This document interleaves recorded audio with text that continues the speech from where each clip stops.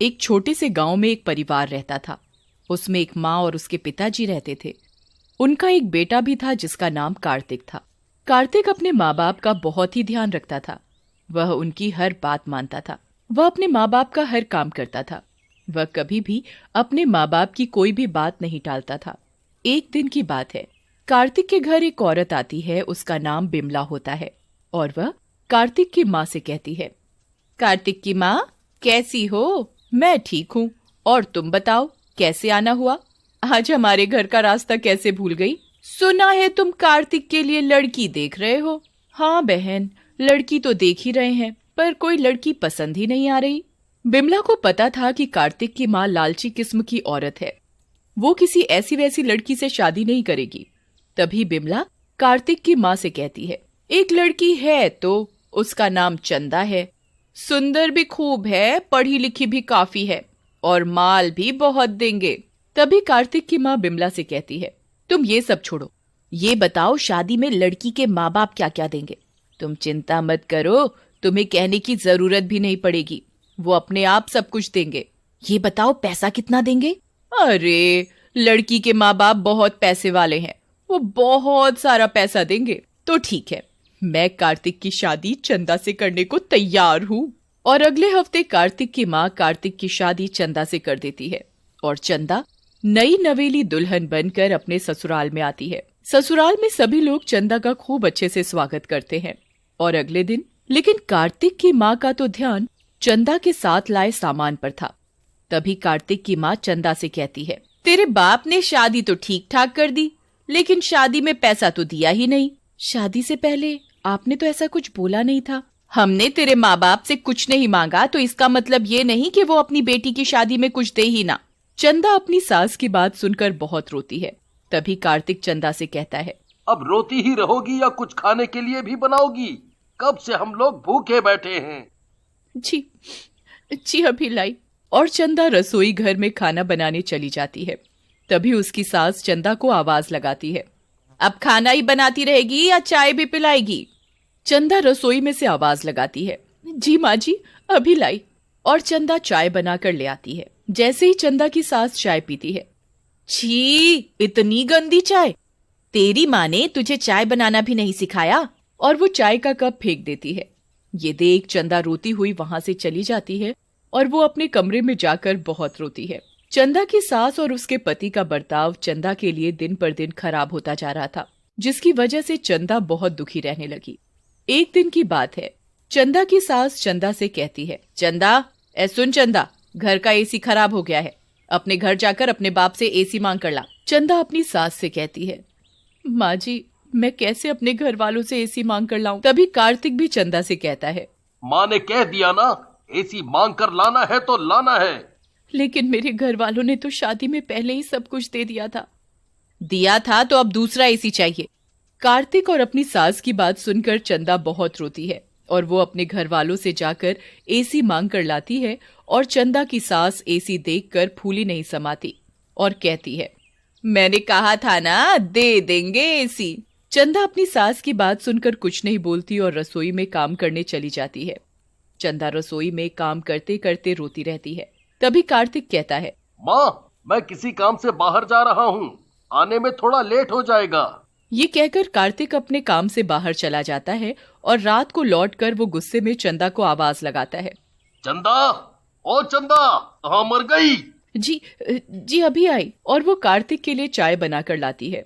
तभी कार्तिक की माँ कहती है, बेटा, आज तो तूने आने में बहुत देर कर दी। तो कार्तिक बताता है, रास्ते में मेरी बाइक खराब हो गई थी, इसीलिए लेट हो गया। बड़ी मुश्किल से घर पहुंचा हूँ, अब तो बिना बाइक के ही काम पर जाना पड़ेगा। तभी माँ कहती है, बिना बाइक के क्यों जाना पड़ेगा? ये चंदा है ना, ये लाएगी अपने घर वालों से मांगकर। तभी चंदा रसोई में खड़ी उन लोगों की बातें सुन रही होती है और तभी वो रसोई से बाहर आकर कहती है, माँ जी, मैं अब अपने घर वालों से कुछ भी मांग कर नहीं लाऊंगी। आप लोगों ने मुझसे पहले ही इतना कुछ मंगवा लिया है, अब मैं उन लोगों से कुछ भी नहीं मांग कर लाऊंगी।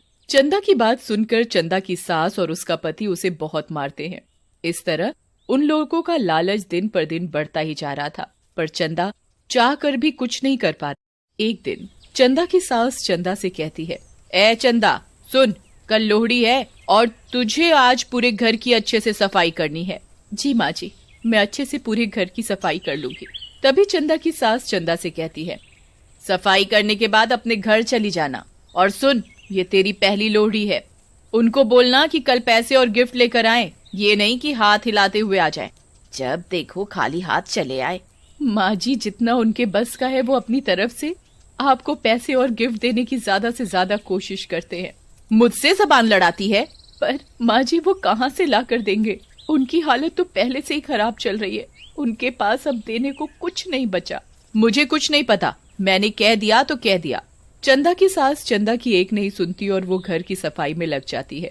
और अगले दिन सास चंदा से कहती है, आज लोहड़ी है, तूने अपने घर वालों से बोल दिया ना कि आज गिफ्ट और पैसे लेकर आने हैं। चंदा अपनी सास की बात सुनकर कुछ नहीं बोलती और शाम के समय घर के सभी लोग लोहड़ी जलाकर बैठे हुए थे।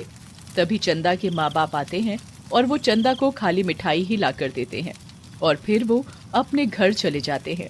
तभी चंदा की सास और पति चंदा से कहते हैं, तेरे माँ बाप ये मिठाई लाते हुए शर्म नहीं आई? माँ जी, उनके पास आपको देने के लिए कुछ भी नहीं है, उनका काम भी बंद हो गया है, वो कहाँ से देंगे? ये बात सुनकर कार्तिक और उसकी माँ गुस्से से आग बबूला हो जाते हैं और वो चंदा को बहुत मारते हैं। चंदा बेचारी रोती हुई कहती है, मुझे मत मारो, मुझे छोड़ दो। छोड़ दे।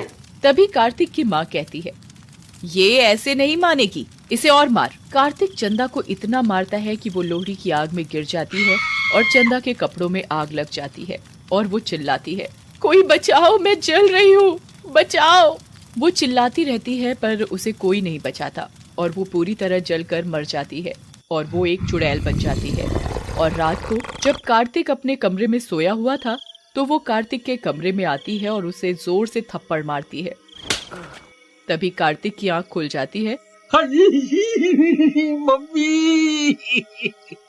और वो चुड़ैल को देखकर चिल्लाने लगता है, चुड़ैल, चुड़ैल, कोई बचाओ। बचाओ, कोई नहीं बचाएगा तुझे, तू चाहे कितना भी चिल्ला ले। चुड़ैल की शक्ति से कार्तिक के चिल्लाने की आवाज किसी को सुनाई नहीं देती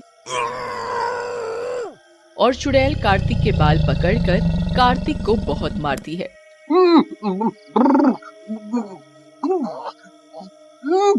मुझे छोड़ दो, मुझे छोड़ दो। नहीं, कभी नहीं, तू भी मुझे ऐसे ही मारता था ना, मैं भी चिल्लाती रहती थी मुझे मत मारो, पर तुम लोगों को मेरे ऊपर दया नहीं आती थी। अब तुम्हें पता चलेगा दर्द क्या होता है। तभी चुड़ैल कार्तिक के पलंग में आग लगा देती है और वो चीखने लगता है। अब पता चला कैसा लगता है जलते हुए। और कार्तिक के हाथ पैर आग से बुरी तरह जल जाते हैं और वो तड़पता रह जाता है। और अगले दिन कार्तिक की माँ कार्तिक की यह हालत देखकर रोने लगती है और कार्तिक से पूछने लगती है, ये तेरी हालत कैसे हुई? पर कार्तिक इतनी बुरी तरह जल जाता है कि वो बता ही नहीं पाता कि ये सब चंदा ने किया है। और रात को कार्तिक की माँ रसोई में दूध लेने के लिए जाती है। जैसे ही वो दूध गर्म करती है तभी चुड़ैल आ जाती है और चुड़ैल को देखकर कार्तिक की माँ डर जाती है। तुम तो मर गई थी ना? हाँ, तुम लोगों ने मुझे मार डाला था, मेरी पहली लोहड़ी थी और तुमने मुझे जलाकर मार डाला। तभी चुड़ैल अपनी सास के ऊपर गर्म दूध डाल देती है। गर्म दूध डलते ही चंदा की सास चीखने लगती है, मुझे बचाओ, मेरा शरीर जल रहा है, बचाओ मुझे। चंदा की आवाज किसी को सुनाई नहीं देती और वो चिल्लाती रहती है, पर उसकी आवाज किसी को सुनाई नहीं देती। तभी चुड़ैल रसोई में आग लगा देती है और कार्तिक की माँ रसोई में लगी आग में फंस जाती है। मुझे मत जलाओ। अपनी पराई तो मत जलाओ, अब तुझे पता चलेगा कैसा लगता है जलते हुए। ले, अब तू भी जल। मत जलाओ, मुझे मत मारो, मैं जल रही हूँ। तुम लोगों के लालच की वजह से मेरे माँ बाप को कितनी तकलीफ झेलनी पड़ी, पर तब भी तुम लोगों को दया नहीं आई। मैं भी चिल्ला रही थी पर तुम लोगों ने मेरी एक नहीं सुनी और मुझे जलाकर मार डाला। मुझे माफ कर दो, छोड़ दो मुझे। तुम लोगों के लालच की वजह से तुम लोगों ने मुझे जलाकर मार डाला, तुम लोगों के साथ ऐसा ही होना चाहिए। और चुड़ैल पूरे घर में आग लगा देती है। उसमें कार्तिक और उसकी माँ बुरी तरह जलकर मर जाते हैं और चंदा की आत्मा भी शांत हो जाती है और फिर वो वहाँ